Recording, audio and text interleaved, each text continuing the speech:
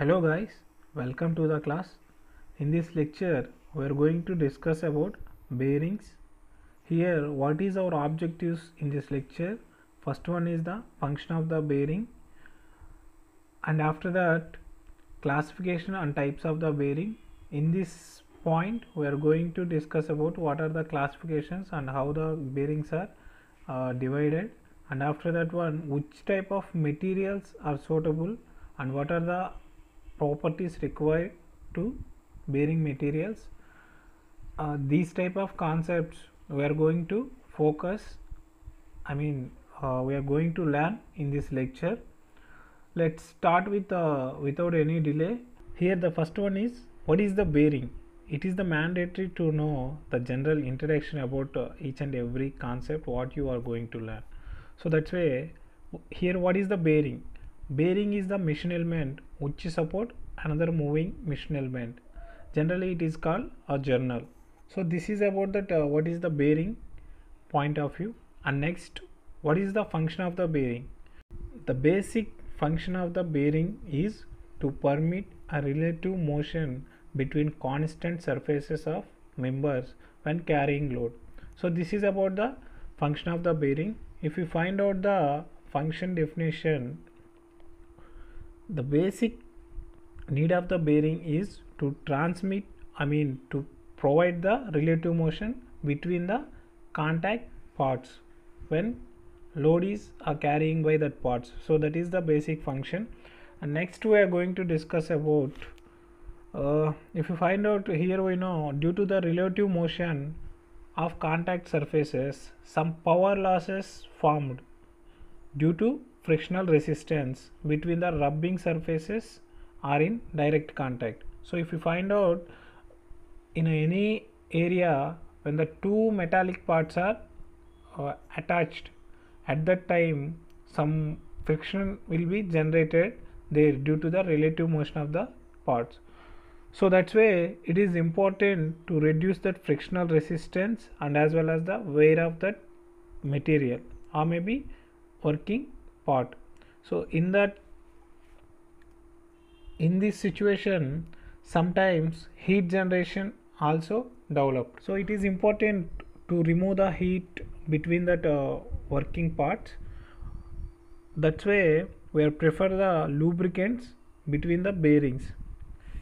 Here the lubricants are separates the journal and bearings, and generally which type of lubricants are preferred for the bearings means here we are prefer generally mineral oils refined from petroleum, and as well as vegetable oils, silicone oils and greases also preferred between the bearings. So this is about the little bit of introduction related to bearing function. And next we are going to discuss about what is the classification and what are the types of bearings. So let's see that one. Classification of bearings. Generally bearings are classified into two important considerations. The first one is the depending upon the direction of load, and second one is the depending upon the nature of the contact. First one is depending upon the direction of the load, means the load which direction acting on the moving element. So based on that one, they are classified into two types. Based on the direction of load, bearings are classified into two types. First one is the radial bearings and second one is the thrust bearings. What is the radial bearing? In this radial bearings, the load acting perpendicular to the direction of motion of moving element. So the first figure indicates the radial bearing. So if you find out this is the moving element and load acting opposite, that means perpendicular direction of the moving element. So that's why these type of bearings are called radial bearings. And next one is the thrust bearings. In this thrust bearings, load acting along the axis of motion of moving element. So here the load acting along the axis of moving element. So these type of bearings are called thrust bearings. So this is the classification of bearing based on the direction of load. And next we are going to discuss about Classification of bearing based on the nature of contact. Based on nature of contact, they are classified into two types. First one is the sliding contact bearing. So what is the sliding contact bearing? The sliding action takes place along the surface of contact between the moving element and fixed element. So the type of bearings are called sliding contact bearings. If you find out this one, this is the moving element and this one is the fixed element. Between these two elements, the sliding action takes place. So this is about the sliding contact bearing. And next we are going to discuss about what is the rolling contact bearing. In this rolling contact bearing, the rolling action takes place between the moving and fixed elements. So if you find out this figure, so this is the moving element and this one is the fixed element.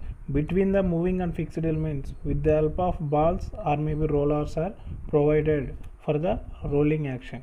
So this is about the nature of contact of bearing. And next we are going to discuss about bearing materials.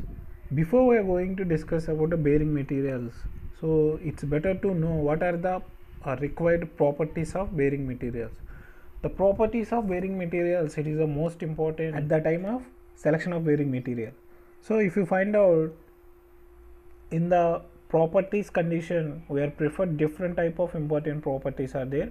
Let's see one by one. First one is the compressive strength. The maximum bearing pressure is considerable greater than the average pressure obtained by dividing the load to the projected area. So if you find out the maximum compressive strength, the bearing material is required. The first one is it is need the compressive strength due to that acting loads.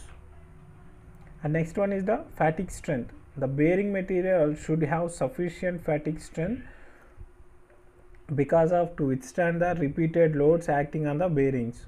So this is about the fatigue strength. And next, comfortability. It is the ability of bearing material to accommodate shaft deflections. Due to that accommodated of shafts, some deflections will be developed inside the bearings. Due to the deflections, some heating and some wear are developed here. So that's why the comfortability of material is also important here. And next one, embeddability. It is the ability of bearing material to accommodate a small particles like a dust, grit, etc. So that's why it is also important property at the selection of bearing material. And next one is the bondability. Many high capacity bearings are made by bonding one or more thin layer of bearing materials to a high strength steel shell. That's why the bonding property is important. Why? Because here we are prefer one or more thin layers. That's why the bondability of material is also important at the time of selection of bearings. And here we are required a few more properties like a corrosion resistance, thermal conductivity and thermal expansion. These are the important properties when we are selecting the bearing materials. So this is about the required properties for bearing materials. And next we are going to discuss about which type of materials we are preferred to design or maybe to prepare a bearing. We are using different type of materials for the preparation of bearing. Here some regular or maybe most important materials are generally used to the preparation of bearings. They are, first one is the bobbit material. In that bobbit material, especially we are prefer tin and lead based materials are widely used in the preparation of bearings, because these materials have a high, that means a maximum bearing pressure does not exceed approximately 7 to 14 Newton per mm square when we are applied to the applications point of view. This is about that bobbit materials.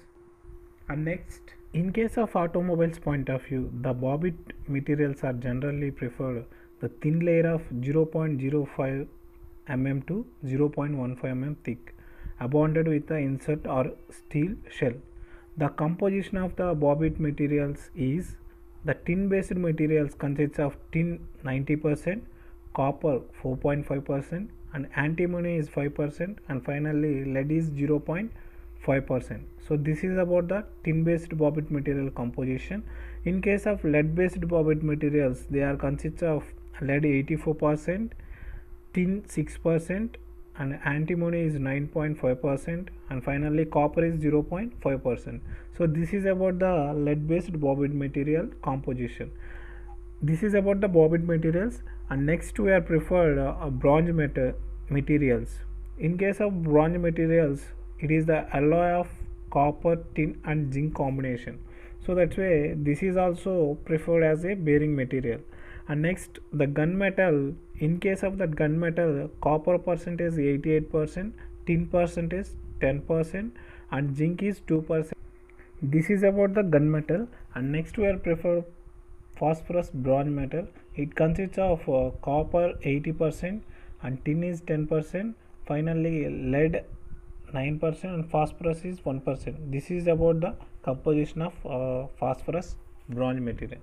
This is about the bronze material condition. And next we are prefer cast iron materials also for the design of bearings based on their applications point of view. And few more materials we are used to design of bearings. Let's see what are they. And next one, silver materials also used to design of bearings. These type of bearings are preferred for aircraft engines. And next, this is about that metallic bearings. And next we are going to discuss about non-metallic bearings. In these non-metallic bearings are made of carbon, graphite, rubber, wood and plastic. So these are the materials are preferred or may be discussed in case of non-metallic bearings. These non-metallic bearings are used in the different type of applications based on their needs. And this is about the bearing materials. Next we are going to discuss about the lubricants. That means which type of lubricants we are preferred for the bearing applications. Let's see what are there.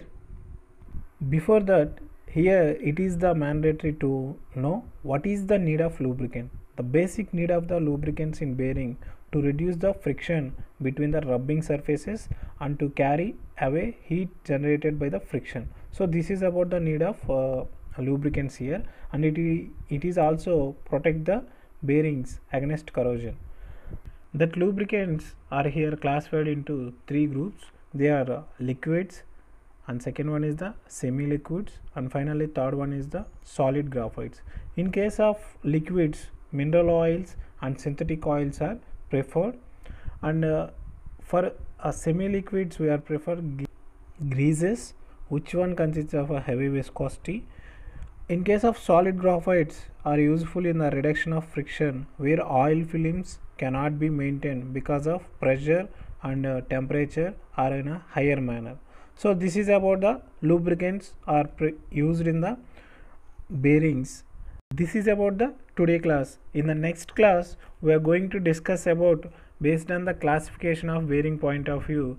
Majorly we are focused on two type of bearings. One is the sliding contact bearings and another one is the rolling contact bearings. In the next class we are going to focus on those type of bearings. So this is about the today class. If you have any queries regarding this lecture, please comment in comment box, and thank you for your watching.